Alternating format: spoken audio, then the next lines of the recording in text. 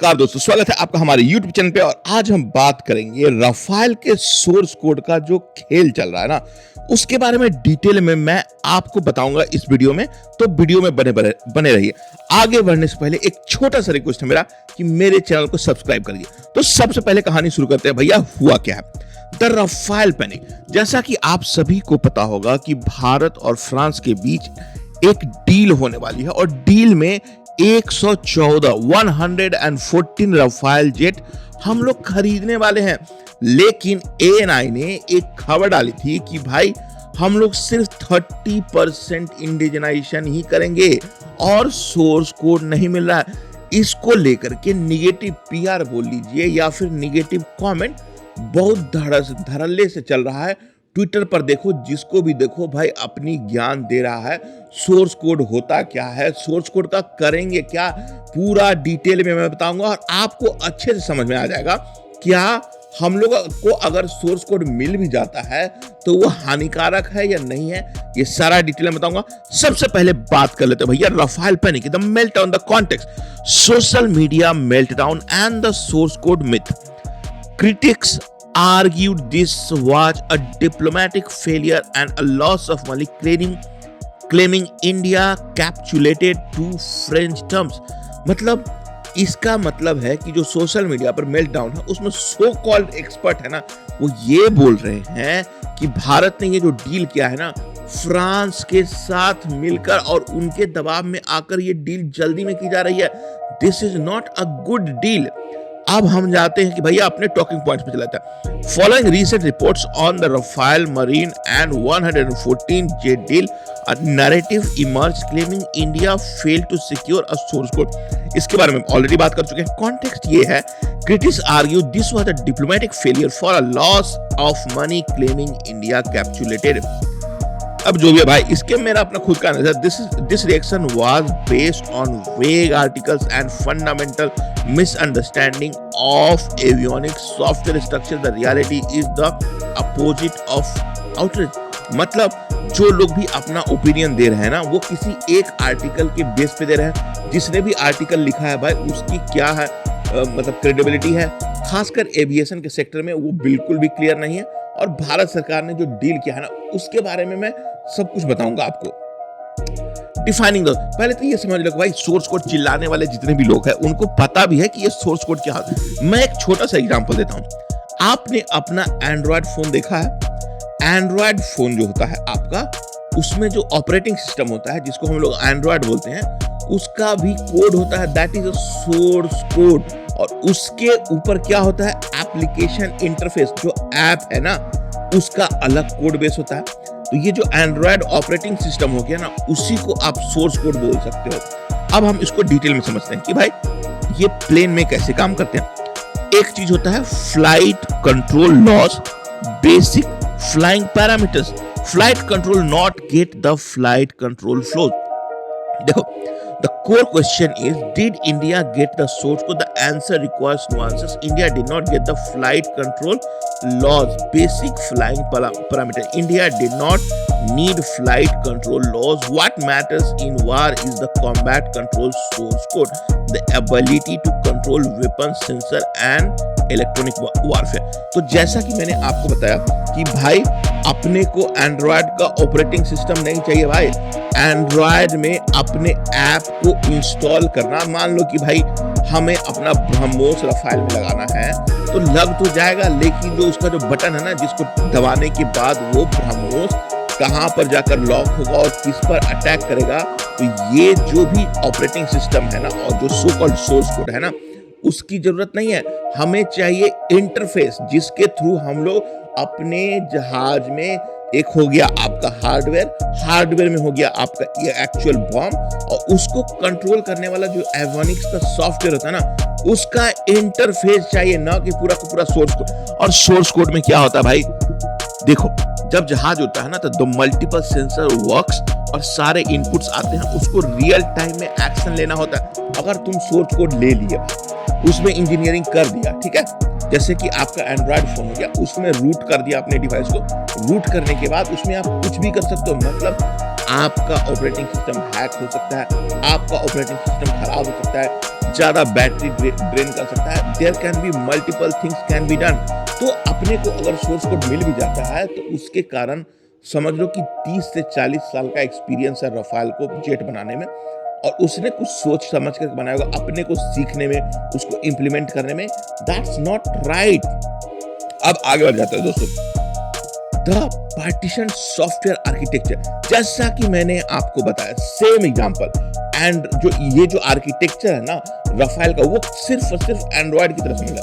Android का जो source code जो ऑपरेटिंग सिस्टम होता है वो मैंने बता दिया कि वो अपना कोड होता है, वो बेस होता है, उसी तरीके से इसका सोर्स कोड होता है। और दूसरा, उस पर जो एप्लीकेशन होता है, एप्लीकेशन भी अपने तरीके से एक कोड होता है, बट उस एप्लीकेशन को लिखने के लिए आपको कुछ पैरामीटर्स फॉलो करने पड़ते हैं। The fact Rafael uses a partition software architecture technique. It runs two simultaneous application, a core software जो कि एंड्रॉयड का अपना कोर सॉफ्टवेयर होता है, और जैसा कि एंड्रॉयड में होता है, और एक होता है ARINC 653 compliant software mission systems open to integration. This setup ensures India's software can run on the jet without interfering with the safety critical flight control.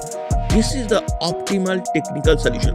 देखो, ये जो मेरा वीडियो है ना, ये बनाने का एक ही उद्देश्य है भाई, ये जो भी लोग ज्ञान दे रहे हैं खासकर ट्विटर पर, उनका क्या है, मतलब what are the credibility that they have, और इस डील को हम लोग समझते हैं। सारे लोग एक नैरेटिव बना रहे हैं, तो सो कॉल्ड सोर्स कोड नहीं मिला, सोर्स कोड भाई नहीं मिला, लेकिन अपनी जो सरकार है और अपनी जो इंडियन एयरफोर्स है, उसको जेट की जरूरत है फिलहाल के लिए। तो जब तक हम लोग सो कॉल्ड एमका बनाते हैं, इन द मीन टाइम अपने को चाहिए, क्योंकि एमका बनने में अभी भी 5 से 10 साल का समय लगेगा, और जब ये बन के रेडी होगा तो भगवान जाने 5th जनरेशन और 6th जनरेशन की बात होने लगेगी। अब आ जाते हैं भाई अगले पार्टीशन सॉफ्टवेयर के बारे में बात हो गई दोस्तों। अब आ जाता है स्टैंडर्ड ग्लोबल प्रोटोकॉल। एक होता है जो आप समझ लो, ये जो डिजाइन में आप दिख रहा है, एप्लीकेशन के अंदर जो भी मतलब जो आपका रफाल जेट है, उसमें 2 पार्ट होता है। एक होता है रेस्ट्रिक्टेड पार्ट और दूसरा होता है सोब्रम part. No one gives a flight codes, even Israel doesn't have the source code of F-35। आप अमेरिका और इजराइल के संबंधों के बारे में आप जानते हो, दोनों इतने मतलब है कि भाई इजराइल जिसको भी अटैक करता है, जिस किसी भी कंट्री पर अटैक करता है, कोई भी अमेरिकन प्रेसिडेंट उसको ना नहीं बोलता है, समझ लो। और उसके पास भी जो है ना सोर्स कोड होगा, I am not sure about it, but core software का सोर्स कोड नहीं है उसके पास भी। तो आप क्या सोच रहे हो कि भारत और फ्रांस में जो डील होगा वो सोर्स कोड चाहिए? अगर मान लीजिए सोर्स कोड नहीं देता है तो डील नहीं करेंगे, अपने पास जहाज नहीं आएगा, अपना HAL का जहाज नहीं बन रहा, तो भाई अपने को अपनी औकात, हैसियत और रियलिटी को भी चेक करके देखना है। Fact, no country shares flight control parameters. The US has no shared F-35 or F-65, F-16 flight codes even to his closest allies. ये बात हो गई। Expecting France key analysis. Unlike US jets, where the user is often locked out of weapon integration, France has allowed India to merge its own system with the Dassault platform. Unlike जैसे America से है ना, वो भाई कुछ नहीं देता है, वो जहाज के साथ साथ मेंटेनेंस, टेक्नोलॉजी और जितने उसमें असला और बारूद लगते हैं ना, उसके बारे में भी देता। मतलब सिर्फ और सिर्फ आप एक यूजर होते हो प्लेन के, बाकी उसमें इंटीग्रेशन लगभग न के बराबर देता है अमेरिकी सरकार। अगर और इसके बाद जैसे कि आप कोई कार खरीदते हो, तो नया कार जब खरीदते हो ना भाई, तो उसमें साफ साफ बोला जाता है अगर आपने इसमें कोई छेड़खानी करी तो मेरी रिस्पॉन्सिबिलिटी नहीं रहेगी। समझ रहे हो इसकी बात? तो क्या होगा कि अगर राफेल का जहाज तुम खरीद लिए, तुम्हारे पास उतनी कैपेबिलिटीज तो अभी फिलहाल है नहीं, होती तो खुद का जहाज बना लेते। अगर कुछ खुदा न खास्ता जहाज उड़ते समय क्रैश कर गया तो इसकी जिम्मेवारी राफेल के ऊपर जाएगी। इसीलिए कोई भी अपना सोर्स कोड नहीं देता, अगर देगा भी तो भाई आपको उसको उसके अंदर काबिलियत भी तो होनी चाहिए। एनीवेज आगे बढ़ते हैं दोस्तों। Indian weapons integration. अब देखो, फ्रांस के साथ जो डील हो रही है, अगर सोर्स कोड नहीं भी मिल रहा है तो कम से कम हमें अपने जो वेपन है उसको राफेल के साथ इंटीग्रेट करने का ऑप्शन तो मिल ही रहा है। Indian fire power अस्त्रा and BrahMos ready, know French permission needed. मतलब अपने पास 2 मिसाइल हैं ब्रह्मोस, जिसके बारे में हम लोगों ने ऑपरेशन सिंदूर में देखा था कि भाई कैसे पाकिस्तान की बैंड बजाई थी। और अस्त्रा वेपन, ये दोनों हम लोग इजीली, आसानी से नहीं, थोड़ा टाइम लगेगा क्योंकि राफेल जेट आएगा तो उस पर हम लोग इंटीग्रेट कर सकते हैं। The deal ensures seamless integration of indigenous weapon like Astra, ये बात हो गया। Previously integration non OEM weapon required expensive and time consuming permission from the manufacturer. पहले क्या था कि हमें कोई भी वेपन डालना होता था तो हमें परमिशन लेना पड़ता था, अभी उसकी दरकार नहीं है। वो यहाँ पर आएगा, कुछ इनपुट हमें दसॉल्ट की तरफ से मिलेगा, उसके बाद हम अपने जो मिसाइल्स हैं उसको प्लेन में लगा सकते हैं विथ स्लाइटेस्ट ऑफ मॉडिफिकेशन। क्योंकि जब अगर ब्रह्मोस बनेगा तो उसका आर्किटेक्चर भी तो चेंज होगा ना, क्योंकि जो राफेल जेट है वो X चीज के लिए बना है और ब्रह्मोस Y चीज के लिए बना है, तो इन दोनों का इंटीग्रेशन चाहिए। तो हमें ब्रह्मोस को भी मॉडिफाई करना पड़ेगा और प्लेन में जो आर्किटेक्चर है उसको भी मॉडिफाई करने का, जिसके लिए डसॉल्ट राजी हो चुका है। India can now update threat libraries and new ammunition types independently. This is industrial strength, not just an assembly. तो इससे क्या होगा कि भारत को अपने मिसाइल्स बना करके उसमें डालने होंगे। और वैसा अब आप पूछ रहे हो कि भाई हमें डसॉल्ट जो मिसाइल दे रहा है उसका प्रयोग क्यों ना करें। देखो, डसॉल्ट के साथ जो इंटीग्रेटेड मिसाइल्स है वो उनकी टेक्नोलॉजी है और वो अपने देश के हिसाब से उन्होंने बनाया है। ब्रह्मोस हम लोगों ने खुद से डेवलप किया है with the help of Russia, समझ रहे हो। तो और एक बात है कि मान लीजिए कि युद्ध के समय जब युद्ध होता है तो आपके पास लिमिटेड स्टॉक होता है। 100 बम है तो 100 चला दिए तो 101 कहाँ से आएगा। For that you need a manufacturing capabilities. अगर आपके देश के अंदर खुद में नहीं है तो आपको फ्रांस से लेना पड़ेगा। तो ये मतलब युद्ध के समय ये सही चीजें नहीं होता है। The data link battle grid, total connectivity, IACS grid integration, real-time data sharing. Fact, the Rafale will be fully integrated into India's integrated air command and control system. अभी क्या है कि इंडिया ने अपना खुद integrated air command and control system बनाया, उसमें real time data sharing होगा। मतलब आपके 5 जहाज हवा में उड़ रहे हैं तो उनका exact location, coordinate, even the communication, वो सारे इंटीग्रेटेड कंट्रोल पे चेक हो सकते हैं। जिससे ये होता है कि आदमी को डिसीजन लेने में आसानी होती है। मान लो कि आप प्लेन चला रहे हो तो आपका पॉइंट ऑफ व्यू सिर्फ सामने होता है, करेक्ट। लेकिन जो जनरल कमांडर होते हैं, जो सारे के सारे फ्लीट और स्क्वाड्रंस को देख रहे होते हैं, उनके पास ब्रॉडर पिक्चर होता है क्योंकि सारा प्लेन कहाँ पर है और दुश्मन के प्लेन कहाँ पर है, कौन सा मिसाइल आ रहा है, तो आसानी से इनपुट दिया जा सकता है। It will link seamlessly with ground radar, space sensor and other assets like Sukhoi 30 MKI and S-400. तो प्लेन तो आ गया ना दोस्त। जो integrated air command and control system होता है ना, उसका प्रयोग होता है अपने डिफेंस के लिए। मतलब कोई भी इनकमिंग अटैक आ रहा है तो उसको रोकने के लिए हमें इनपुट चाहिए, और फाइटर जेट उसमें सिर्फ एक टूल का काम करता है। इसका प्रयोग किस तरीके से करना है वो मिलिट्री स्ट्रेटजी का पार्ट होता है। That's a complete different domain. हम लोग यहाँ पर आज बात कर रहे हैं सोर्स कोड की। American jets often restrict data sharing with Russian assets like S-400. The Rafale allows a complete battle picture without geopolitical firewalls. देखो, फ्रांस और रशिया की दुश्मनी हो रखी है। अपने पास फ्रांस का जहाज है और रशिया का S-400 है, तो बाकी सारे देशों को यही लगता है कि भाई दुश्मनी हमारी है, तुम S-400 लेकर के उसको जो राफेल की जो कमजोरी है ना वो आप रशिया को बता दोगे। और फ्रांस और रशिया में कभी युद्ध हो गया तो ऑब्वियस सी बात है रशिया जीत जाएगा। यही एक मेजर कंसर्न होता है जिसके लिए ही नहीं दिया जा रहा भाई। आगे आ जाते हैं भाई, कहानी होती है। Adding the backdoor traps. अब क्या है कि no spy, data sovereignty, no kill switch. By controlling the mission data files, India eliminate the risk of backdoor. अब क्या होता है कि भाई अब बैकडोर क्या होता है, कोई भी ऑपरेटिंग सिस्टम आप यूज करते हो तो बैकडोर में एक कोड होता है जो सोया रहता है और उसको जब चाहे तब इंटरनली एक्सेस करके पूरे ऑपरेटिंग सिस्टम को बंद कर सकते हैं। तो बताया जाता है कि भाई बहुत सारी कंपनीज जो है ना, जैसे F-35, वो तो किल स्विच भी डाल के रखा है। मान लो कि उनका जहाज किसी दुश्मन के पास किडनैप हो जाता है, कोई कैप्चर कर लेता है और अमेरिका पर ही अटैक करने आता है, तो ये सिस्टम वो लोग ढाल के रखते हैं, ठीक है। तो इससे भी अपने को बचाना। The by controlling the mission data files, India eliminates the risk of backdoors in platform like F-35. The OEM retains visibility and operation and maintenance data. Analysis: India deemed this unacceptable. The Rafale deal ensures the French cannot view Indian operational data or utilize remote kill switch.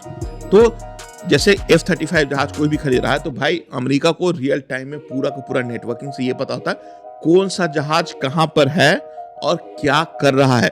तो ये आपके sovereignty के लिए खतरा है और Rafale ने हमें ये एक्सेस दे दिया है कि भाई हमारा जो भी इंटीग्रेटेड सॉफ्टवेयर कम्युनिकेशन मीडियम है ना, सब इंडिया में होगा, वो रियल टाइम में डसॉ के पास नहीं जाएगा। There are some parameters that can go to the network of Dassault, but पूरी तरीके से नहीं जाएगा। ट्रांसफर ऑफ टेक्नोलॉजी भाई, contrary to rumors of 30%, the TOT is confirmed between 15 and 55 to 60%. जो इनिशियल रिपोर्ट आई थी उसमें बोला जा रहा था कि जो ट्रांसफर ऑफ टेक्नोलॉजी और जो मैन्युफैक्चरिंग की कैपेबिलिटीज है ना, जो पार्ट्स है उसके 30% ही पार्ट भारत में बनेंगे। बट अभी खबर ये आ रही है कि 55 to 60% पार्ट भारत में बनेगा और ये समझ लो कंफर्म है। लेकिन जब तक कोई डील हो नहीं जाती है, फाइन प्रिंट नहीं आ जाता है, तब तक हम लोग को ये मान के नहीं चलेंगे। तो fact, this includes airframe manufacturing, avionics modules and line replaceable units being built in India. देखो airframe सबसे important, avionics module and LRU ये सब भारत में बनेंगे। इंजन फिलहाल के लिए अभी नहीं बनेगा क्योंकि अपने पास उतनी काबिलियत है नहीं, और जो majority of the things are there. Okay, this shifts India from a buyer to a manufacturing, gaining critical industrial known how. देखो 60% के लिए वो राजी इसलिए भी हो गया कि भारत चाहता है कि अगर हम पैसे दे रहे हैं तो आप हमको जहाज जल्दी से जल्दी बना करके दो, लेकिन जो मैन्युफैक्चरिंग कैपेबिलिटी है फ्रांस की वो लिमिटेड है, उसको यूएई को भी रफाल बेचना है और भी बहुत सारे लोगों को रफाल बेचना है। तो क्या होगा कि अगर 60% कंपोनेंट इंडिया में बनने लगता है तो भाई वो जल्दी से डिलीवर भी हो जाएगा। तो ये भी एक रीजन है, इसीलिए पैसा थोड़ा ज्यादा हम लोग दे रहे हैं एक रफाल का। इंजन इकोसिस्टम भाई सबसे इंपॉर्टेंट होता है इंजन। अब हम लोग बात कर लेते हैं saffron M88 ecosystem, MRO and engine. The fact, saffron is setting up a maintenance, repair and overhaul facilities in India. देखो कोई भी फाइटर जेट होता है ना, तो उसका जो इंजन होता है ना भाई, उसको कंटिन्यूअस रिपेयर की जरूरत पड़ती है। तो उसका MRO इंडिया में ही होगा तो फायदा क्या होगा, हमें बार बार किसी टेक्नीशियन को शॉर्ट से बुला करके उसको चेक नहीं करवाना पड़ेगा, यहीं पर होगा। तो ये भी एक बहुत बड़ा फायदा है अपने लिए, क्योंकि समझ लो कि भाई जो जेट इंजन है ना, उसके ओनरशिप और डिलीवरेबल हमारे पास भी रहेगा। While full hot section tech isn't transferred, significant technology for M88 engine ecosystem is included। मतलब टेक ट्रांसफर का भी न्यूआंस हो जाएगा। Future impact, AMCA Foundation. This collaboration lays a groundwork for the 110 kilonewton engine required for India's future AMCA। देखो एक जो पहला part होता है ना, ये डील हो गया, उसके बाद जो साफरन कंपनी है वो MRO प्लांट यहाँ पर बनाएगी, तो थोड़ी कैपेबिलिटी उसके पास बढ़ जाएगी। और हम लोग जो 5th जनरेशन फाइट बना रहे हैं AMCA, सब कुछ है भाई अपने पास, सिर्फ और सिर्फ एक चीज नहीं है, that is a capable engine, और उसको बनाने में सैफरन मदद कर सकती है। और इसमें जो ये जो क्रिस्टल लेयर देख रहे हो ना, ये सबसे क्रिटिकल पार्ट होता है और इसको बनाने में बहुत मेहनत और टाइम और प्रिसीजन लगता है। एक बार लैब में बना तो लोगे, लेकिन उसको स्केल पे प्रोड्यूस नहीं हो सकता है, तो हमें एक एक्सपीरियंस बंदे का साथ चाहिए था। और इसमें क्विड प्रो भी हुआ है। क्विड प्रो का मतलब ये हुआ कि हम लोग ने बोला कि भाई तेरे से मैं 114 जेट डील खरीदूंगा, बदले में आप हमें ये क्या बोलते हैं जेट इंजन की टेक्नोलॉजी बनाने में मदद करोगे, और इसीलिए शायद हो भी रहा है। कंक्लूजन बहुत सिंपल है भाई कि हम लोग 114 जेट खरीद रहे हैं, 26 नेवी के लिए और 36 ऑलरेडी है अपने पास। सिंप्लीफाइड लॉजिस्टिक्स टेक्नोलॉजी और अपने पास इकोसिस्टम में अब रफाल ही आगे बढ़ने वाला है। India did not bag for this deal, India dictated the term, give us the control और नो डील। इंडिया को झुका नहीं भाई, उसने बोला कि भाई मैं तेरे से लूंगा डील, प्लेन ही नहीं लूंगा, प्लेन लूंगा और साथ ही साथ तुम्हें मेरे को सहायता करनी पड़ेगी कि भाई मेरा अपना खुद का इकोसिस्टम भी डेवलप हो। तो ये डील आप समझ लो कि फ्रांस के लिए भी विन विन सिचुएशन है और इंडिया के लिए भी विन विन सिचुएशन है। This is not just a purchase, it is the acquisition of entire air force aerospace ecosystem. Meltdown was wrong, the strategy was sound. जो भी दोस्तों, एनीवे ये डील मेरे हिसाब से एक प्लस पॉइंट है खासकर इंडियन एयरफोर्स को, क्योंकि उनको इमीडिएटली जहाज चाहिए ही चाहिए। 10 साल से जब पहला जहाज राफेल का आया था उसके बाद से अभी तक एक भी एक्विजिशन नहीं हुआ है। हमें लगता था कि हम लोग HAL का प्रयोग करके सो कॉल्ड मतलब तेजस को बना लेंगे, लेकिन उसमें अभी बहुत देरी चल रही है। तो अभी के लिए फिलहाल हमें एक कॉम्बैट रेडी जहाज इमीडिएटली चाहिए, और इसके साथ हमारे साथ फ्रांस और यूरोपीय यूनियन का जो ट्रेड डील चल रहा है उसमें भी हमें फायदा मिल रहा है। जैसा कि आप सबको पता होगा कि जर्मनी के वाइस चांसलर उनके साथ डील हुई है, फ्रांस के साथ डील हुई है, और EU में ये दो सबसे बड़े लोग हैं। तो इन दोनों के कारण ही इंडिया EU का ट्रेड डील आगे बढ़ रहा है। तो दोस्तों, अगर आपको मैं यहाँ पहुंच चुका हूं तो मेरे वीडियो को लाइक कर दो और चैनल को सब्सक्राइब करना ना भूलो। वीडियो देखने के लिए धन्यवाद।